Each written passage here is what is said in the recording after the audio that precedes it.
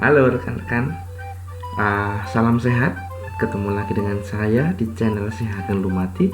Kali ini kita akan belajar tentang konsep dasar keperawatan kritis. Ya, kita akan mempelajari bagaimana ruang ICU itu, ya, ruang ICU dan segala aspek yang ada dalamnya, termasuk kompetensi apa yang harus dimiliki oleh perawat ICU. Oke, tidak panjang lebar, kita akan mulai ya. Sebelumnya jangan lupa klik subscribe, like, comment, and jangan lupa share ya, ilmu yang Anda dapatkan. Konsep dasar keperawatan kritis ya. Ya, apa itu? Ya, ICU.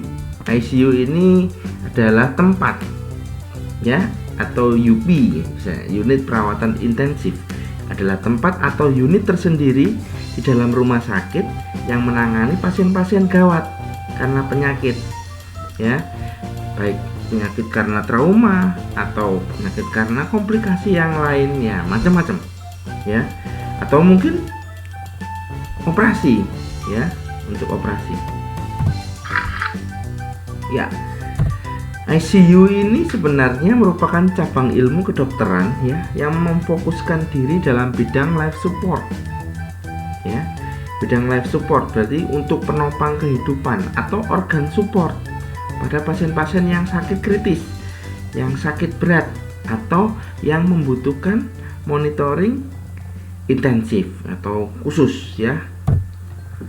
Ya, pasien intensif sering memerlukan support terhadap instabilitas hemodinamik ya, adanya hipotensi ini, airway atau respiratory compromise, mengalami gangguan airway atau pernafasan ya, atau gagal ginjal, kadang ketiga-tiganya banyak ya, multiple organ failure ya. Kemudian perawatan intensif ini biasanya hanya disediakan untuk pasien-pasien dengan kondisi yang potensial reversible atau mereka yang memiliki peluang baik untuk bertahan apa? Bertahan hidup tentunya ya. Ya, ini harus kita hitung karena nanti kondisi ruangan ini, ruangannya kecil, kapasitas terbatas, tapi yang antri banyak. Bisa kan? Yang antri banyak. Ya, peralatan apa saja yang ada di ruang ICU? Yang kalau Anda belum pernah memasuki ruang ICU, ada hal-hal yang perlu kita cermati. Banyak sekali ya. Ada bed standar dengan otomatis atau manual. Ya, otomatis itu dengan mesin, ya manual itu yang diputar pakai katrol. Tapi yang sekarang hampir sebagian besar sudah otomatis ya, pakai listrik. Karena pasien bisa ngontrol sendiri, perawat nggak perlu muter-muter gitu.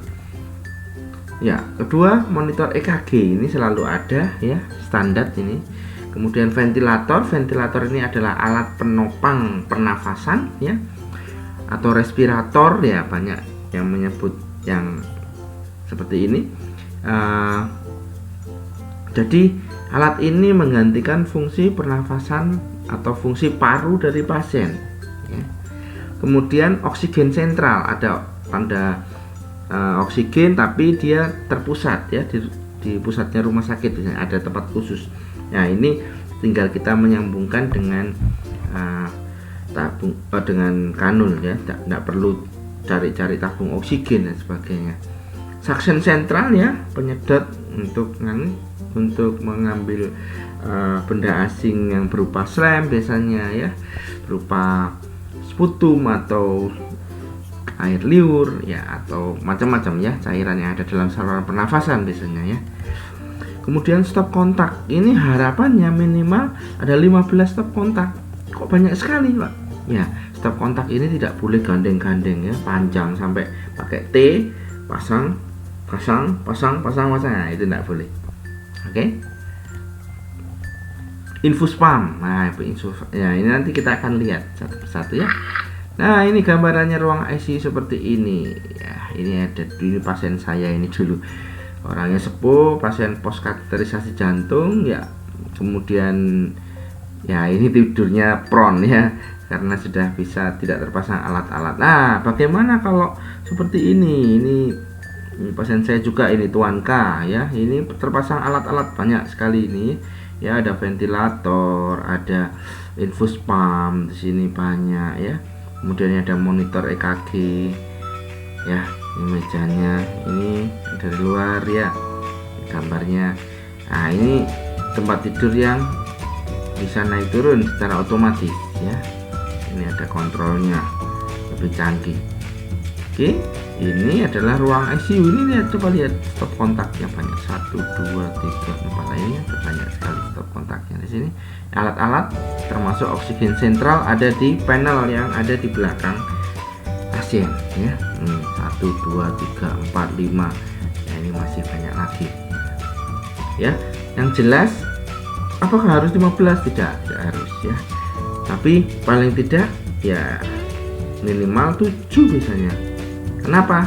Ini alat-alat ini sendiri stop kontaknya 1 2 3 ya. Belum lagi nanti yang lain-lainnya.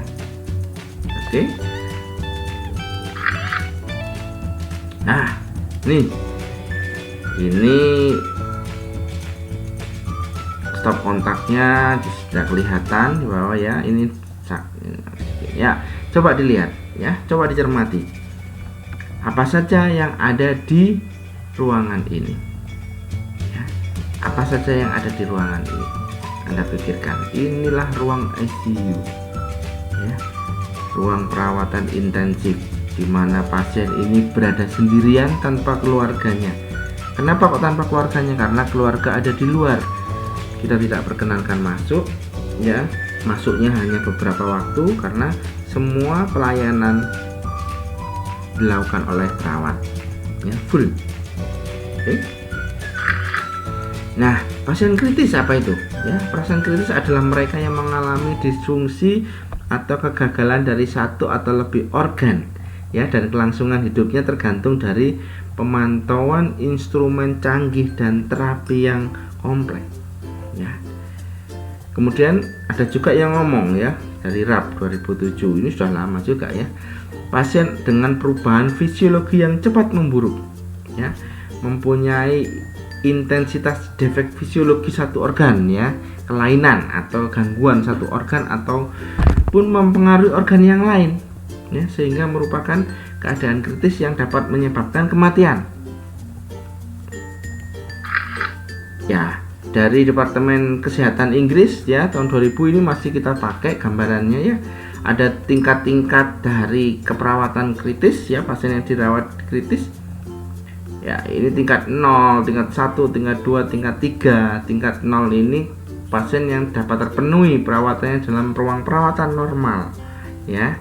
Kemudian tingkat 1 mengalami risiko kondisi memburuk ya.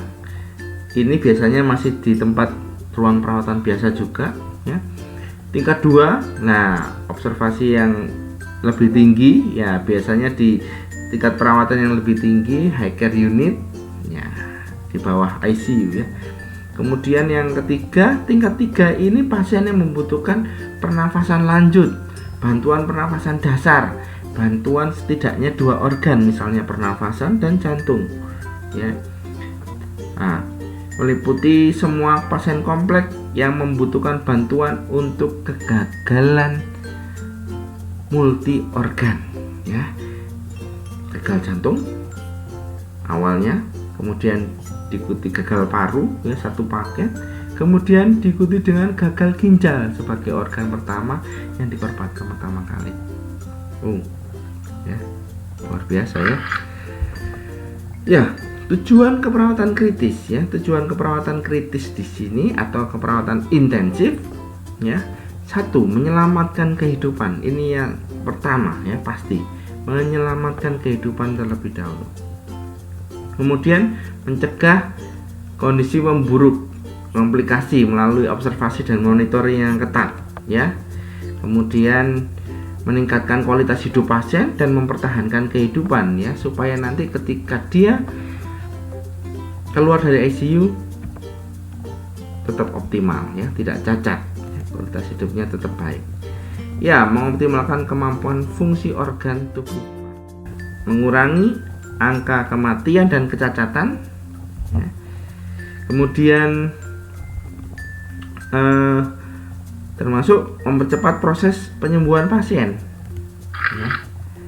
Ya, berikutnya ruang lingkup pelayanan keperawatan intensif apa saja? Banyak ya, diagnosis dan penata laksanaan spesifik penyakit akut yang mengancam nyawa, kemudian memberi bantuan dan mengambil alih fungsi, ya. Fungsi apa? Misalnya fungsi pernafasan, ya kita ambil alih. Fungsi ginjal, ya oke, kita ambil fungsi ginjal dengan hemodialisa, ya, cuci darah, itu di ICU juga ada. Kemudian pemantauan fungsi vital tubuh, ya ini dengan monitor EKG yang lengkap tadi, ya. Dan kondisi pasien menjadi buruk karena pengobatan terapi, ya ini tentunya tidak lepas dari banyaknya terapi yang kita berikan kepada pasien di ICU, ya akan menyebabkan risiko untuk perburukan juga, karena bagaimanapun obat itu adalah substansi asing yang masuk ke dalam tubuh, ya. Kalau terlalu banyak juga membahayakan. Nah, ini kita minimalisir, ya kita lakukan proses yang baik, ya. Memberikan bantuan psikologis pada pasien. Jadi kalau pasien itu dirawat di ruang intensif biasanya mengalami kecemasan, apalagi kalau sadar, karena bunyi tit tit tit tit tit, atau bunyi lain, ya misalnya pasien di sebelahnya meninggal, aduh itu kasihan, ya. Aduh, jangan-jangan gantian saya habis ini, ya mungkin kecemasan. Ruang asing, ya ruang asing, dia berada di ruangan sendiri, perawat yang tidak kenal, perawat yang asing, ya keluarga tidak ada, tidak menunggui, buru-buru masuk ICU, masuk rumah sakit aja nggak pernah sebelumnya, kemudian begitu sakit langsung masuk ICU. Nah itu akan menimbulkan kecemasan psikologis, ya. Kenapa kok ini harus diatasi? Karena ketika terjadi kecemasan pada pasien, hormon-hormon stres akan meningkat, katekolamin meningkat, sehingga terjadi ya penurunan dari respon imun tubuh, sehingga nanti risiko terjadinya infeksi, ya. Nah, klasifikasi pelayanan intensif di ICU ada 3, ya. ICU primer standar minimal, ini ICU yang hanya mampu melakukan resusitasi dan ventilasi bantu kurang dari 24 jam serta pemantauan jantung, ya. Nah, ICU ini biasanya berkedudukan di rumah sakit tipe C, yang rumah sakit yang paling kecil, ya. Ini standar minimal. Kemudian ICU sekunder yang menengah. Ya, ini sudah mulai mampu melakukan ventilasi bantu lebih lama dari ICU primer, ya. Nah, ICU ini kedudukan tipe B, ya biasanya tidak terlalu kompleks juga. Kalau yang di tipe A ini ICU tersier, ingat jangan keliru, ya. ICU tersier ini ICU yang mampu melakukan semua aspek perawatan atau terapi intensif yang sesuai standar, ya golden standard ini di ICU tersier, ya. Ya, karakteristik perawat ICU apa saja? Wah, ini bagus-bagus. Namanya karakteristik yang diharapkan, yang idealnya, ya mengelola pasien mengacu standar, kemudian menghormati, integrasi kemampuan ilmiah, berespon secara terus-menerus terhadap perubahan lingkungan, ini penting, ya. Berespon secara terus-menerus terhadap perubahan lingkungan ini penting. Karena apa? Karena kondisi pasien sewaktu-waktu berubah. Kalau di ICU, ya tidak bisa kalau tensinya tinggi bagus normal, ya pasti normal terus, ya belum tentu, ya karena pasien ini juga tergantung dari alat bantu atau tergantung dari support obat-obatan, ya. Kemudian menerapkan keterampilan komunikasi secara efektif. Loh, ini komunikasi dengan siapa? Pasiennya kan tidur tidak sadar. Nah, pasien yang tidak sadar pun ya bisa mendengar, jadi tetap harus komunikasi, ya jangan lupa. Termasuk komunikasi kepada keluarga, jangan lupa. Keluarga ini adalah support system dari pasien. Kalau support systemnya melemah atau jelek, nanti ke pasiennya juga kurang, ya tidak bisa membantu. Ya, kemudian mampu menghadapi tantangan kondisi yang berubah-ubah tadi, akan menyebabkan stressful apabila tidak disikapi dengan ya soft skill ini. Ya, lanjut. Ya, lanjutnya adalah ini. Mendemonstrasikan kemampuan keterampilan klinis yang tinggi. Lah, ini ada kompetensi-kompetensi khusus yang akan Anda pelajari di channel saya ini ya, keperawatan kritis. Oke. Ya, berpikir kritis ya, kritis misalnya, oh ini pasien saya seperti ini, dan saya apakan ya. Sebelum lapor ke dokter, Anda sudah harus mampu bertindak ya, karena kalau kondisinya kritis, kondisinya turun mendadak, terus Anda langsung tinggal, ya ini nanti potensi untuk meninggal ya, bahaya. Mengembangkan pengetahuan dan penelitian ya terus menerus tentunya, karena tidak berhenti kita belajar ya, ada alat-alat baru, ada kondisi yang terbaru seperti sekarang ya, COVID-19 ya, bagaimana kita melawat pasien yang ada di ICU dengan kondisi-kondisi yang penyakit yang membahayakan kita juga ya. Kemudian berpikir ke depan atau visionary ya, dan juga inovatif. Coba dipikirkan apa itu maknanya berpikir ke depan ya, visionary dan juga inovatif. Kenapa perawat ICU perlu inovatif? Kenapa dia harus visionary? Ya, nanti coba ditelaah ya. Ya, ini yang tadi ICU primer, sekunder, tersier ya, ini dari Departemen Kesehatan ya, sudah menetapkan standar yang jelas bahwa ICU di primer ini yang tipe C tadi, perawat terlatih bersertifikat bantuan hidup dasar dan bantuan hidup lanjut, itu sudah cukup. Tapi begitu masuk naik ya, ICU sekunder yang mampu merawat lebih lama ya, minimal 50% seluruh perawat ICU merupakan perawat terlatih, baik bantuan hidup dasar maupun bantuan hidup lanjut ya, advanced life support, serta memiliki sertifikat ICU ya, pernah belajar di ICU tingkat yang lebih tinggi.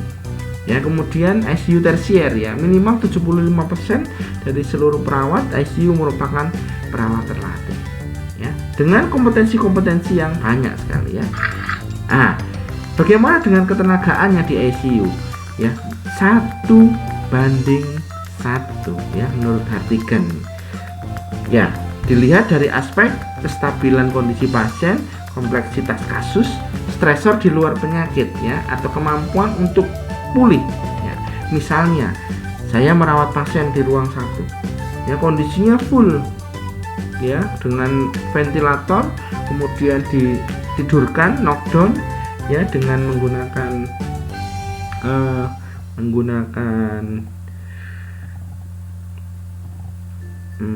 obat-obat penenang ya misalnya. Nah, dengan ruang satunya yang kondisi pasien sama, wah ini nggak mungkin kita menjaga ruang ini dan ruang ini ya, kesulitan nanti, kasihan.